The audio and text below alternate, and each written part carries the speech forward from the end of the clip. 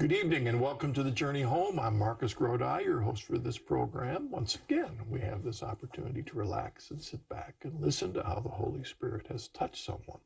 And often my guests come short distances. Often they come from a belief in Jesus as a non-Catholic to belief in Jesus as a Catholic. And well, in some ways that's still a long journey, but for some it's not quite so long. But then I have my guests that come from no belief in God to all the way to the home to the church. And that's what's happening tonight in our guest, Dr. Jennifer Frey. Welcome to the program. Yeah, thanks for having me. Jennifer, it's good to have you here. I'm really excited to be here. And former atheist, associate professor of philosophy at the University of South Carolina. And I kind of heard through the works here that your other half is also a philosophy professor at the same school, right? Yes, my husband is a philosopher. Okay, well, that's good. That's good to have you here. And you also have a podcast called Sacred and Profane Love, right? Yes, I do. It's a philosophy, theology, and literature podcast. Okay, awesome. So, yeah. Well, maybe in the second half of the program we can hear more about that. Sure. All right. Okay, good. Well, let's pause a bit, and I'll back off and invite you to start us on the journey, if you would. Yeah, well, so I actually am from Ohio. Okay. Yeah, I'm from Cincinnati. Well, I'm actually just north of Cincinnati. I don't know how well you know the area, but I'm from Hamilton, Ohio. Oh, yes. Yes, and my dad worked in one of the two main paper mills in Hamilton, Champion Paper, which of course no longer exists, along with the other paper mill and also probably every other manufacturing job in Hamilton is now gone. But growing up in the 80s, Hamilton was still a manufacturing town, so quite different from it is now. And we were just I was a nun in the demographic sense, None, so no religion. Parents, nothing? No, my parents were, I'm not even sure if my parents were baptized. I was thinking about that on the way here. I'm not sure, I should ask them. But no, my parents explicitly rejected Christianity. So, and for different reasons. So my mother grew up in dysfunctional poverty, and there was a lot of fundamentalist Christianity centered around that. So from my mother's perspective, Christianity was associated with ignorance, racism, and kind of like a hillbilly way of thinking about things that she desperately wanted to move away from. So my mom left the house when she was 16 and got married because she wanted to get away from that, and she married my father, who at the time was a radio DJ in Hamilton. And my dad just grew up kind of nominally Methodist. So, whatever kind of waspy cultural inheritance that would have given him. My dad's dad was an Italian immigrant. And so my great-grandfather, Guido Buglio, would have been Catholic, would have been baptized Catholic. In fact, I know the church that he would have been baptized in Italy. But when he came to the U.S., he was one of the Catholics who ended up in the coal mines in West Virginia. And I think he just lost the faith, lost the practice of the faith. There probably weren't that many Catholics around. But I also think that was a very hard scrabble kind of life. And so my dad had like a funny Italian name, but he really had no Italian heritage, either religiously or otherwise. So he grew up nominally Methodist, and I think like a lot of boomers, he was extremely suspicious of authority. And so any kind of organized religion where they're telling you what to believe and what to do was kind of antithetical to the zeitgeist.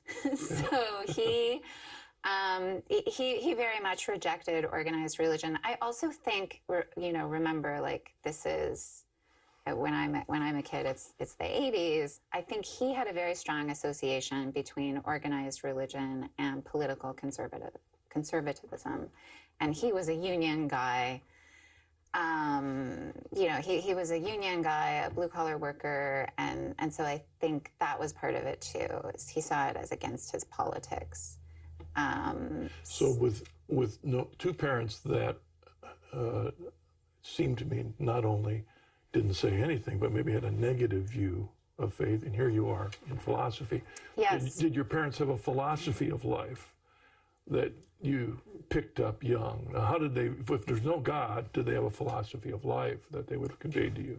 Yeah, that's such an interesting question. I mean, they had a political vision, which was definitely communicated to me at a very early age, and that was pretty liberal. Although it was a different kind now, right? So it's not the kind of political progressivism that we see now. It was a just sort of good old-fashioned kind of moral relativism, maybe just an old-fashioned liberalism that would take it that, it's the responsibility of government to take care of people and meet their needs. We need strong unions, we need strong public education, a kind of FDR sort of democratic vision. I think they were very strongly tied to. And so that was communicated to me very early. Politics was very important in my family. And of course, we were very much against the grain because this is Reaganism.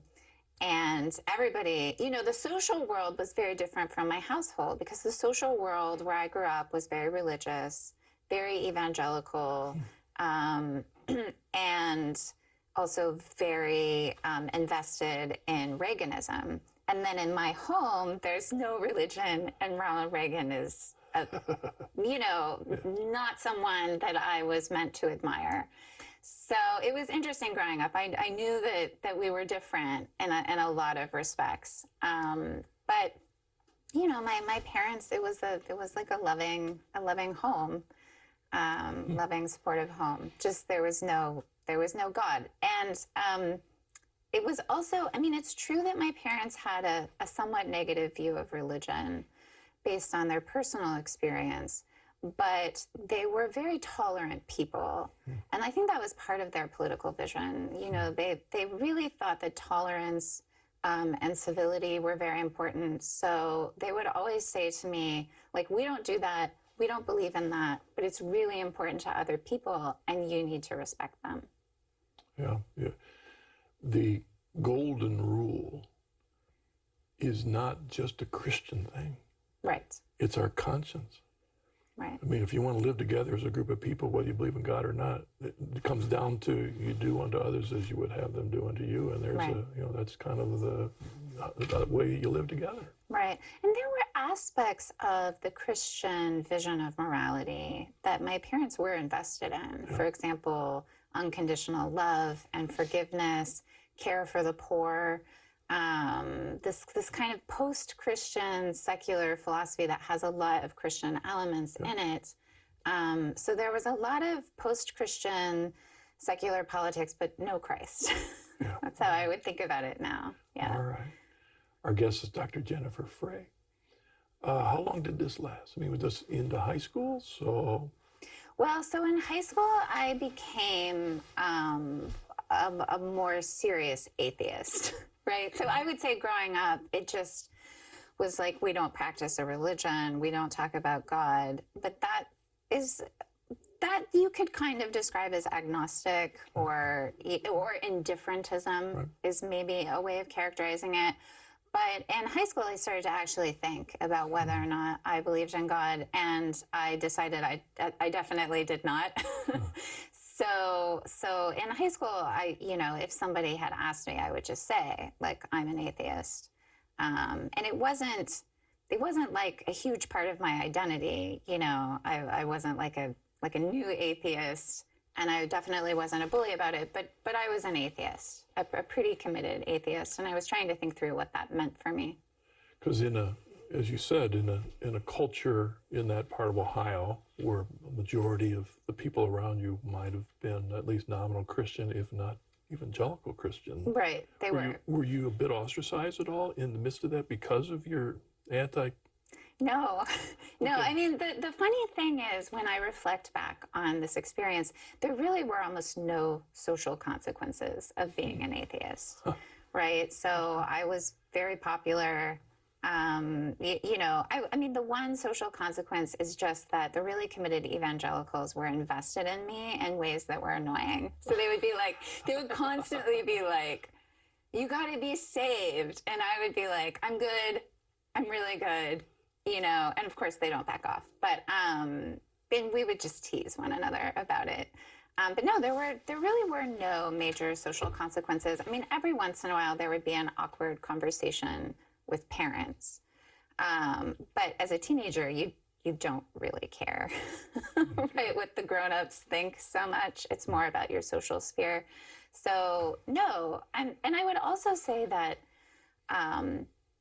Even though it's true demographically that the majority of people around me were evangelical, I would say that they were examples of what sociologists call moral therapeutic deism, right? So this kind of Christianity as self-help, where it doesn't demand anything of you. It doesn't even demand that you go to church, but it's just like. It's like Jesus is my best friend and he's always there for me no matter what I do. It's that kind of thing. And I frankly could not take that seriously. I was like, that's not serious. I mean, Were you at that time that you'd moved into a serious atheism, making the direct connects in terms of, well, there is no God and there is no purpose, and that kind of, there's no beginning, there's no end. I remember reading not long ago the statement of an old man just before he died, and he said, I don't know where we came from, I don't know where we're going. All I know is when I die, I'm just going to become fertilizer to replenish the earth for the bad I've done to her. Were you making those direct connects? No, I never believed that. I always had a very strong sense of morality, so right and wrong. And I believed that, and that was actually one of the things that really turned me off about Christians, is that it didn't seem to matter to them whether or not they did really bad things. They were saved. And I just thought, that's crazy. I mean, if you murder someone, you've wronged them, and you're guilty. And that should bear a kind of significance. And so I thought it was preposterous that hell would be filled with people like me just because I hadn't been saved, and it would, there would be all these murders in heaven. And so I just thought, well, this just fundamentally makes no sense. That's fascinating. So I didn't think because there's no God, I can do whatever I want. Yeah. I would say that the most important value to me at that age was something like integrity, something like personal integrity. Like you have to live in accordance with what you believe, and you have to be faithful to whatever your vision is. And I thought there were strong moral constraints, especially constraints of justice. My parents did have a strong sense of social justice that was instilled in me. I remember asking an atheist in the 16th century, which figure would that person admire? I was trying to get him, the reformers, and he said Thomas More. I said, why Thomas More? Because he was willing to die for conscience. Yeah. He was willing to die for conscience. Yeah. That's that integrity you're talking about. Yeah. But it's also fascinating to think about. An audience, I think this is important to pick up on. It's not just you were an atheist versus Christianity. You were atheist in the context of a specific thread of Christianity that had this idea that once saved, always saved, I therefore can kind of live my life. Well, that was shaping your atheism. I'm not going to be that. If that's Christianity, I want nothing to do with that. That's right. I mean, that in itself is, I think, fascinating if we have more time to explore on that. So there you are in high school, a flaming Atheist. Yeah. Yeah. Yeah. Well, I don't know. I don't know how flaming I was. Those evangelicals were sure you were flaming. Yeah. Well, Because where they assumed you were headed. yeah. Yeah. I mean, I was pretty committed, and I wanted to be by the end of high school. I wanted to be an intellectually serious person. It took me a little while to get there, but once I was there, I stayed there. And so I wanted things to make sense, and I had a really strong appetite for knowledge, you know, and that also kind of set me apart from a lot of other people in high school. I wanted to understand things, and I think part of that was because I was an atheist. You know, everybody else kind of had a story that was given to them, and I didn't have a story. And, you know, by the time I really started thinking about things, I realized there's a lot that I don't understand on some very general level, which of course led me into philosophy pretty. All right. Yeah. So, I mean, when I got to college, I was really disappointed because, I don't know, I at least, for whatever reason, had this idea of college as a very serious thing. And I got there and it was just like high school in so many ways. And I was done with high school. I was done with high school when I was still in high school. And I really wanted to learn. And so what happened was I kind of fell in with the graduate students. I couldn't really connect with other undergrads who were still just interested in going to parties and all this kind of stuff. And I did all that in high school. I'm like, I've done all that. I'm ready to do something else now. And they were not ready. So I started hanging out with a lot of graduate students, particularly philosophy graduate students. And I just had this voracious appetite for what I didn't know at the time, but, you know, now I can articulate and say I had a voracious appetite for philosophical knowledge, you know, the kind that Newman speaks about in The Idea of the University. And yeah, I just spent all this time in study. And one thing that really changed for me was that my first philosophy professor was very religious. So it was a really interesting, at the time I saw it as a contradiction, but he was simultaneously the smartest, most sophisticated person that I had ever met. You know, his degrees were from Balliol College, Oxford and Harvard, and you know, he was British. Just this incredible intellectual and social pedigree. But he was also the most religious person I'd ever met. He was an Orthodox Jew, so he kept the Sabbath, he kept kosher, he set aside time to be holy, to be set apart. And I couldn't understand how these two things had converged, right? I was just like, and so I remember, you know, asking him, because we eventually became very close friends. But I remember going to him and being like, so like this Jewish thing, you know, that's like cultural. That's because like the Holocaust, like, you know, like it's really important to you now to have this cultural thing. And he was like, well, I believe in God. You know, like it's not just, I mean, yes, there is a cultural element to it, but I believe in God. And this was, I don't know. I mean, this sort of like opened up space for me to see that you can be religious and intellectually serious, which is something that I honestly thought was impossible. And then did he engage you in any of the arguments we got at that point, or was it just the fact that he's a philosopher? Just the fact. And he believes in God. Just the fact. I mean, it's really hard for me to overstate how impressed I was with my philosophy professor. And just how alien the whole thing was to me. And so it opened up a certain conceptual space for me that like, this is a path. And then once you notice something, you can't unnotice it, right? And so then I start to see that there's actually more than one intellectually serious religious person in the world. There are in fact many.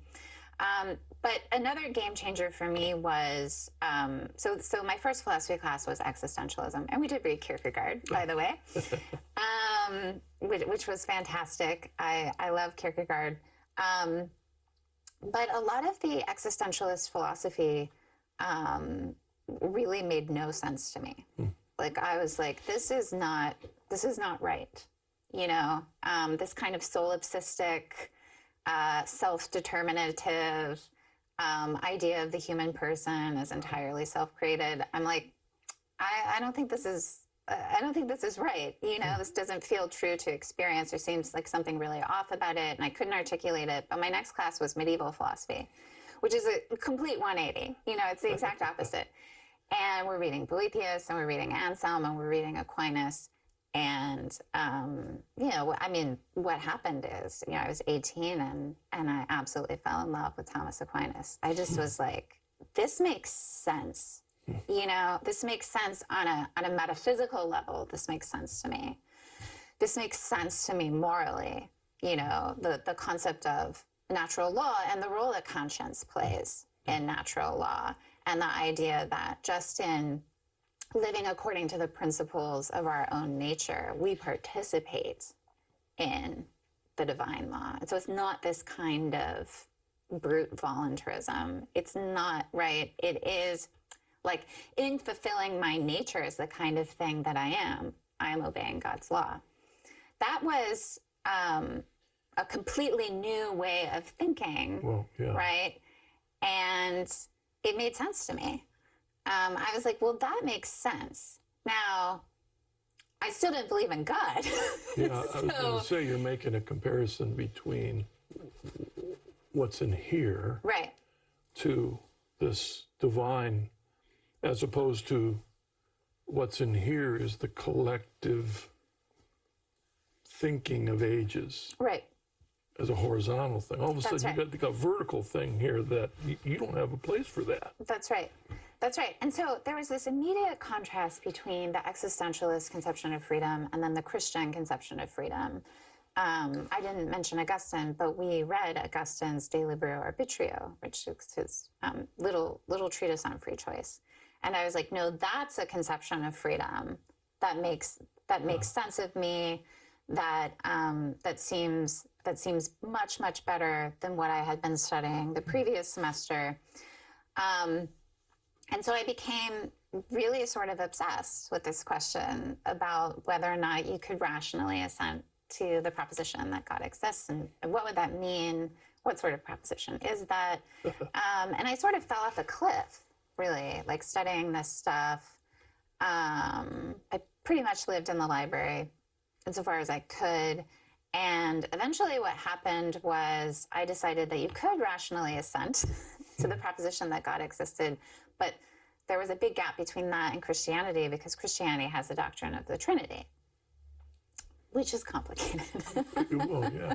So your little step was into agnosticism? I mean, you were going, or just deism? In other words, there's a God.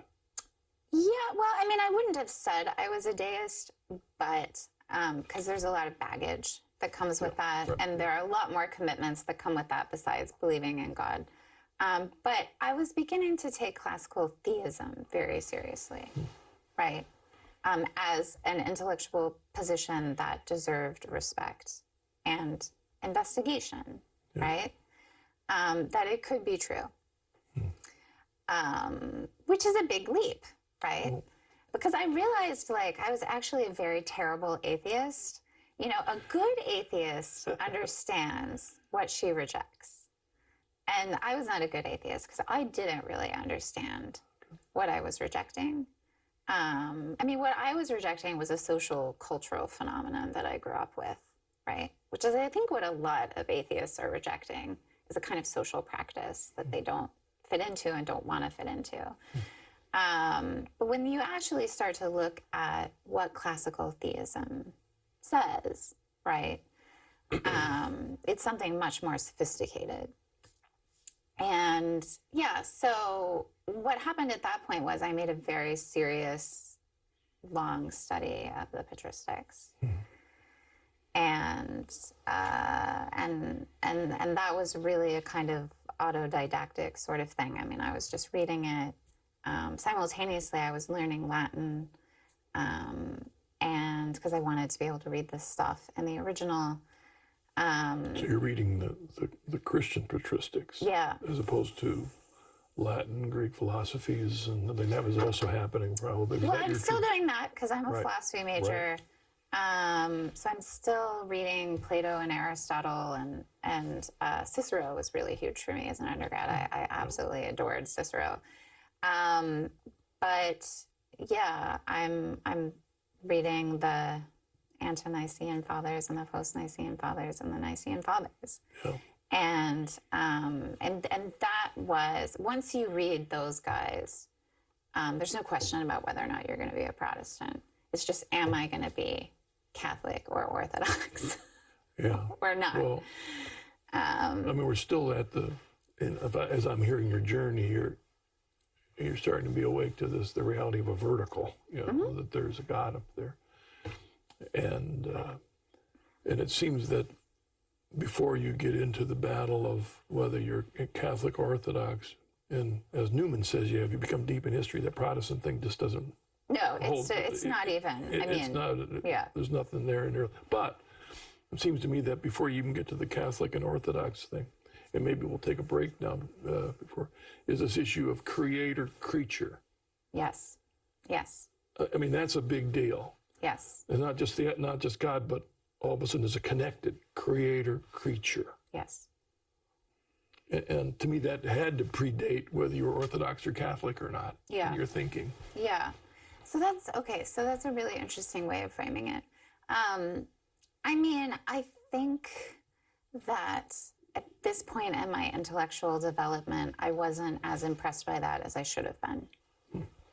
That was something that I came to be impressed with later on when I had more time to very seriously study Aquinas in particular, right? I mean, so I agree with that now. I'm not sure, looking back at my 18-year-old self, that that's the way that I was thinking about it. Okay. Yeah.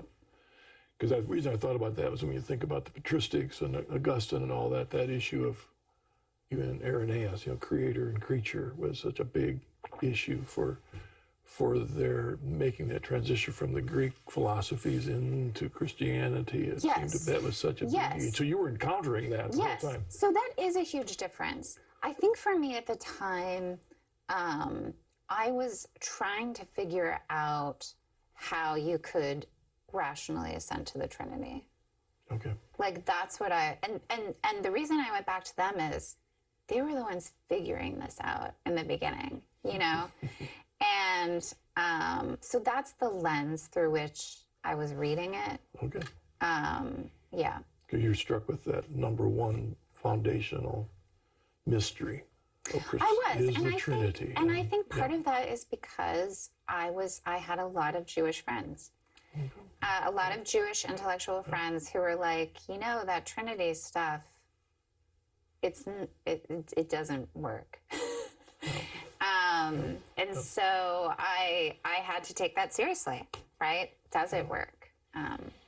Well, yeah, there's one God and Jesus is God.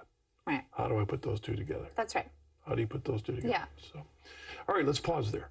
Okay. Okay, and we'll come back in a moment. And I do want to remind the audience, if you go to chnetwork.org, that's the website for the Coming Home Network International, not only will you find more stories like Dr. Frey's, but you will find information about our online community. If you happen to be on the journey, you want to connect with somebody. If you're an atheist wondering, who are these crazy people believing that there's a creator up there? Well, you can get connected with other people on the journey. That's chnetwork.org. See you in a bit. Welcome back to the Journey Home. I'm your host, Marcus Grodi, and our guest is Dr. Jennifer Frey, and I rudely interrupted her in the middle of your journey. But during the break, you mentioned a couple things that had also been important during this time that you thought would be good to bring up. Yeah, well, I mean, so I haven't talked about the Bible Right.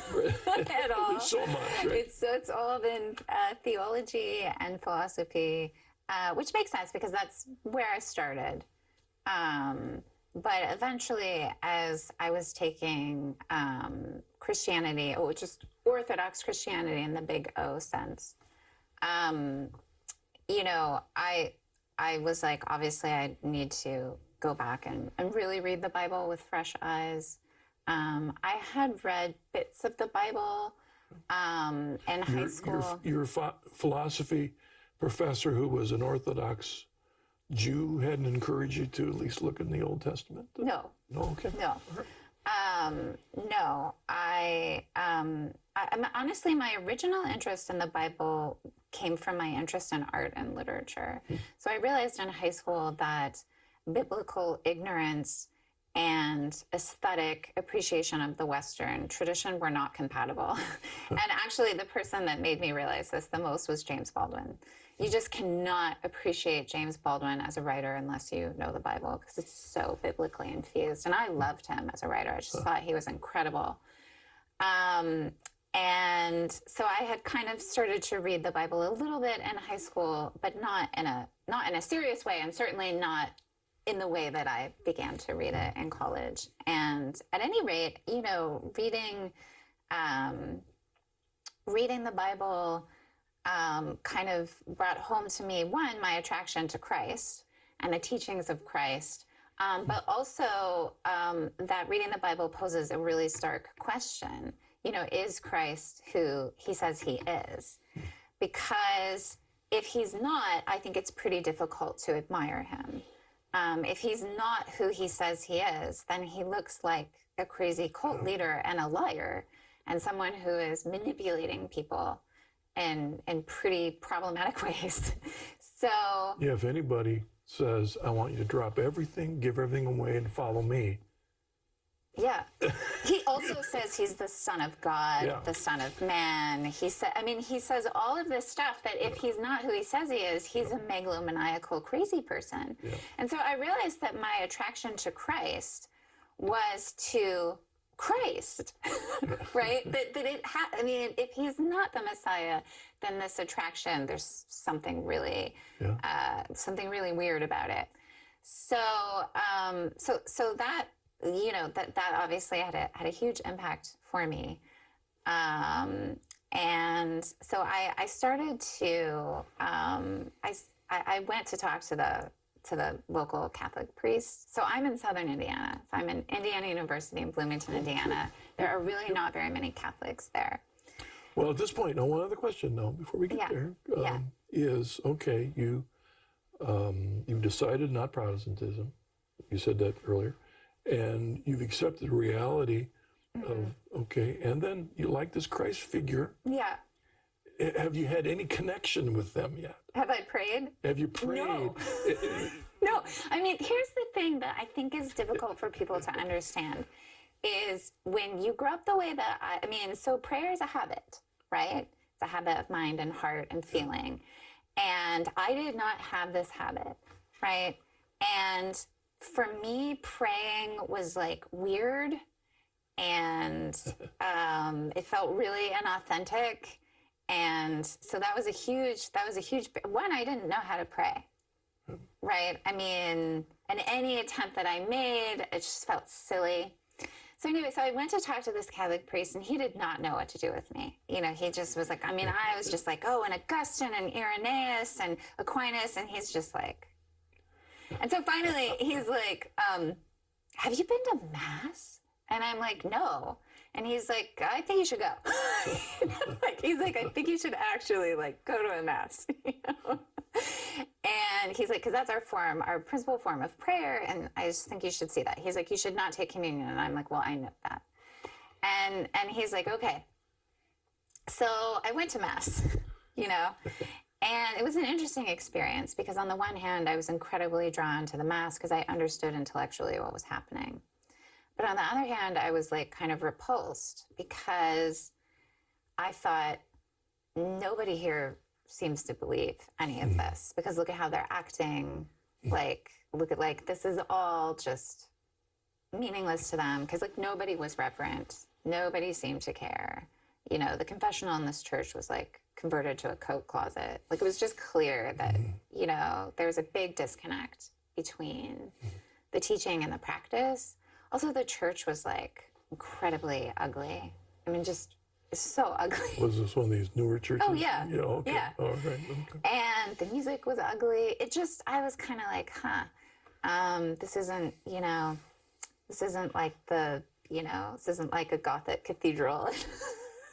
I don't have this sense of transcendence, like I know intellectually what's supposed to be happening, but it doesn't really seem to fit the reality of any of it. And so It's interesting to think of why in your journey that's the one that God brought you to first. Yeah. I mean, it's Yeah. And yeah, he did not bring me to Notre Dame in Paris. He brought me to this little ugly church. And I mean, it's interesting to think back about that because, the other big obstacle for me in becoming Catholic, I mean, there were so many obstacles. One is I knew it was going to be a huge problem for my family, and it was. But two, it was so uncool.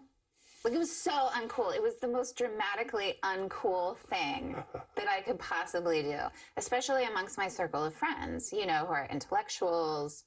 It's like, what are you doing? And I couldn't take them into the church and be like, but see how beautiful it is, because it wasn't. I couldn't take them to the mass and be like, see, isn't this transcendent? Because it wasn't really. And so it was a huge stumbling block for me. And I still wasn't praying, like I said. But then I finally got around to reading Augustine's Confessions. And that book, I mean, basically when I put that book down, I knew that I had to get baptized. But also in the middle of that book, I, prayed for the first time in my life. And it was like weird and sublime at the same time. I don't really know how to describe it. But I felt called. I felt called to be baptized. And I had never had that feeling before. I wasn't terrifically excited about it, to be honest. I was very ambivalent about it. But I knew that when something like that happens to you, you can't just ignore it. And so I did get baptized about a year later. I went through RCIA, which was very difficult for me because I knew way more than the people teaching RCIA, and that created some tensions. Because they would say something and I'd be like, that's not true.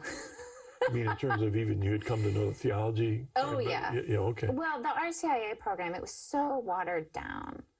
Yeah. And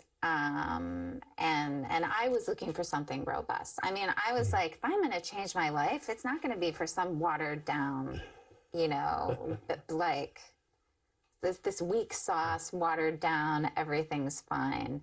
I'm like, everything's not fine. That's why I'm here, and so RCIA was a stumbling block for me. But I was committed, I had this experience. I was committed. I got through it, and I was baptized. But, my conversion story wasn't sort of like, oh, there was this one moment and all the scales fell from my eyes and, now I'm a zealot or something. I mean, one of the things that I really appreciated about St. Augustine is that he gives you a way of thinking about conversion as an ongoing drama throughout your life. Because at every moment in your life, you're either conversio, you're either turned towards God or you are turned away from him. And so I knew that to start that, I had to get baptized. I was never baptized. And by that point, I knew that I wanted to be baptized a Roman Catholic, that I didn't want to be Orthodox. So you had made that decision previously? I did. Yeah. I had made that decision through studying a lot of theology, but also meeting with, going to an Orthodox service, meeting Orthodox people. And I, the ways that they tried to sell Orthodox Christianity on me were the things that pushed me into Catholicism. One, it's, you have to pick a national church. I don't like the idea of national churches. I think Christianity really is Catholic. It's universal. But also there is a kind of anti-intellectual strand within Orthodox theology, you know. So one of the things that they'll tell you about the West is that it's too rationalistic, and that St. Augustine had the wrong view about original sin. And I was just like, I love St. Augustine, and I'm a philosopher, so this is not this is not drawing me in at all. But also, I knew that we had Catholic heritage. You know, I'm part Italian, and so and I knew the church where everyone in my family had been baptized, going back just a few generations, and so there was a family thing as well. So I was baptized Catholic, but I think for me that was really like just the beginning of something, you know, that I only vaguely understood at the time, but felt called to do in a really strong way. I almost feel, looking back, that the reason the Lord may have had your first experience of Mass be in this not quite so appealing environment, Yeah. so that wasn't a distraction. Yeah. You know, if it had maybe been the most beautiful, that might have been a distraction from you cutting through that to say, oh, wait a second, what is this really all about? Yeah, I mean, I think that's pretty insightful because, I've been Catholic almost all of my adult life at this point. I've been Catholic longer than I've been not Catholic at this point. And of course, I know a lot of converts who have lost the faith. And a lot of those converts who have lost the faith were, they became Catholic in this incredible Catholic environment, right?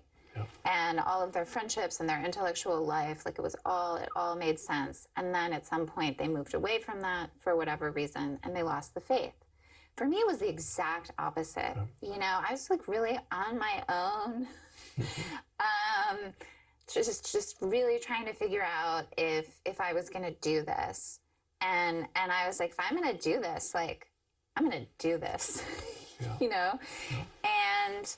And there were a ton of obstacles, but again, at the end of the day, I felt called, and here I am, and I'm still Catholic. It's interesting you said it the way you did, because there were a lot of, we think about the years of the Journey Home has been around 20. We've been doing this program for 24 years. We've been working the Coming Home Network now for going on 29 years. The church has changed a lot in 24, 29 years. Yeah. I mean, I don't mean the church has changed, but at least our Catholic environment has changed, and so much has changed.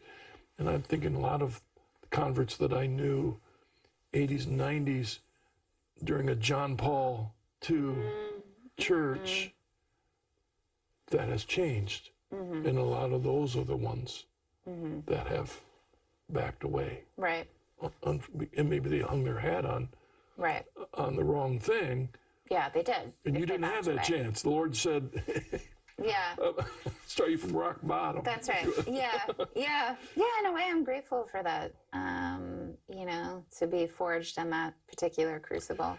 Something else that struck me as a parallel is you talked about that philosopher that you really admired. You knew him first as a philosopher. Yes. And then you realized, whoa, he believes in God. Yeah. That was your experience with Augustine. Yeah. I mean, in other words, it wasn't the confessions first, right, and then the philosophy. It was him as a philosopher first. That's right. And then he believes in God. I mean, that's interesting, that's the way the Lord seems to have worked with you a lot of times. Yeah. I mean, Augustine is incredibly close to my heart, because, when I first studied Augustine, it was really just in a philosophical context. But when you read the Confessions, it's the journey of a soul. I mean, Augustine just really put his humanity out there in such a deep way. And that's why, to this day, it's hard for me to find someone who does not like that book if they've actually read it, because he puts his humanity on the page. And that was so attractive to me, because I read Augustine and I was like, that's me in some really deep sense. That's me, and his struggles are my struggles, and the only question is whether or not his solution is mine, is the solution, right? And so I think it's so interesting that it was really in reading that text that I felt called to be baptized. And of course, I had read tons of philosophy and theology and not felt that way at all. I felt curious. I felt drawn in. But it was so something about that book. You can't turn on the evening news if you're unfortunate to do that, to turn on the evening news and see what's happening in our world. And one might argue that what's going on in our culture and in our world is a post-Christian time. But I'm wondering if it's a post-philosophy time too. Oh, well, I think it is. Yeah. Talk about the importance of a good philosophy. I mean, yeah, philosophy has definitely fallen on hard times because even in the academy, it's not valued anymore. And there are so many reasons for that. Part of it is that we are no longer invested in liberal education, real liberal education. What we have entered a period where of this kind of self-righteous certainty that is resistant to liberal education and liberal learning, and that I think is very toxic because both sides operate from a position of self-righteous certainty.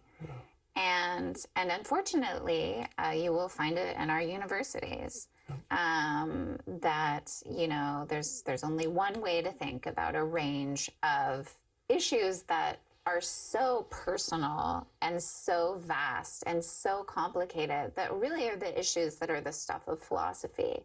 What is race? What is racism? What is sex? What is gender? What is marriage? What is, what is good government? Increasingly, you're just not allowed to explore various aspects of this. And of course, that's the death of philosophy, because philosophy is rooted in the natural desire to know and understand things. And it presupposes that you're allowed to ask difficult questions. It is completely against the idea that this is the way to think. I mean, read Plato, read Socrates. That's not how it works. Now, philosophy is oriented towards truth, right? It's oriented towards wisdom, right? But how do you get there? The starting point is humility, not self-righteous certainty. So I feel culturally we've lost that, if we ever really had it in the United States, but we've definitely lost it now, and that's a huge problem because philosophy changed my life, right? I entered philosophy from a position of supposed certainty, and I very quickly realized I don't understand much at all, it turns out. And that's the position that philosophy puts you into relatively quickly if you're doing it correctly. You realize, oh my gosh, I don't know. And so if you operate from that space of humility, it's actually very good. And it's not, I think a lot of Christians think wrongly that that's opposed to the faith. And that's because they have the incorrect understanding of the relationship between faith and reason. And the church, the Catholic Church, I think has the right understanding of that. It seemed to me, as I look back on my own journey, that, and I don't mean this in any negative sense towards our separated brethren, but it seemed to me that from the Catholic perspective versus a Protestant perspective, the Catholic perspective is not to be afraid of the search for truth. That's right. To embrace it, because that natural desire for knowledge, its perfection, is in the beatific vision. Yeah. Right? So of course we must cultivate that through study. And so it's not surprising that the university is a product of medieval Catholicism, which it is. Yeah. But the modern universities have lost track of their heritage. Well, I mean, they've pretty explicitly rejected it. Yep. Yeah. I wouldn't even say they've lost track. Well, all right. We have an email. Let's see if we can get this in. Allison from Missouri writes, I was raised Baptist, and I've heard more than one sermon saying we should stay away from the studying philosophy because of what St. Paul says in Colossians 2:8. Beware lest any man spoil you through philosophy and vain deceit. That's King James Version.